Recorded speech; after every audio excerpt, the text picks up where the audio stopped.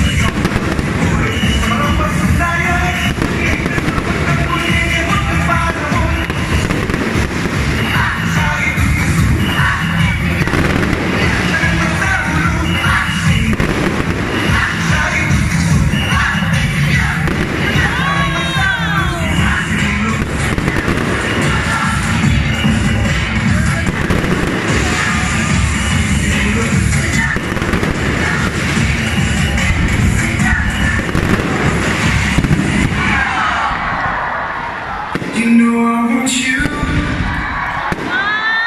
It's not a secret I try to hide.